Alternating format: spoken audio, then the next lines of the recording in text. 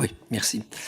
Ma première question est la suivante. Le département d'économie dont vous êtes le co-responsable, comment est-il financé? Produit-il des données ou des analyses sur la fiscalité des plus hauts revenus et des hauts patrimoines?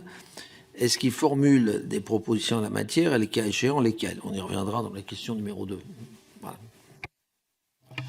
Alors, merci monsieur le rapporteur. L'Institut La Boétie, c'est donc un think tank en bon français, qui est un lieu donc, de production, de diffusion d'analyse pour essayer d'alimenter le débat et d'être au service d'un débat démocratique et informé. Alors, en tant que tel, l'Institut La Boétie ne produit pas de données.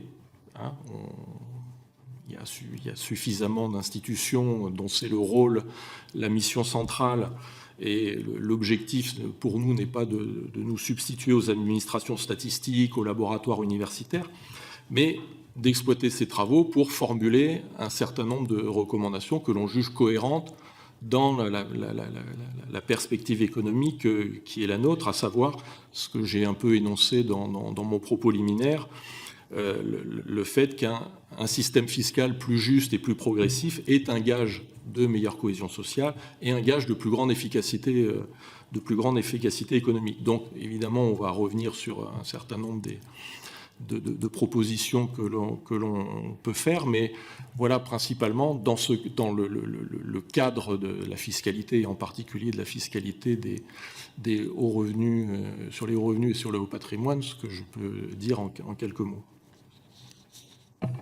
Vous n'avez pas répondu à une partie de ma question, c'est comment vous êtes financé? Comment nous sommes financés? Eh bien, c'est une institution privée. Oui, il y a des dons, effectivement, oui.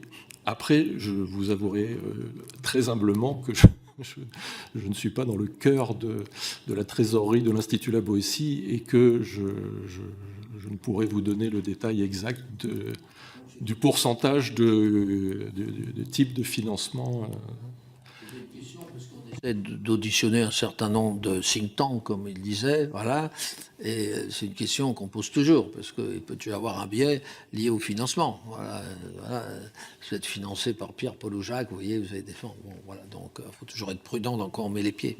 OK. Eh ben, si vous pouviez, dans les questions écrites évoquées par Monsieur le Président, nous dire comment vous êtes financé, vous êtes combien, enfin, vous voyez, quelques éléments de base.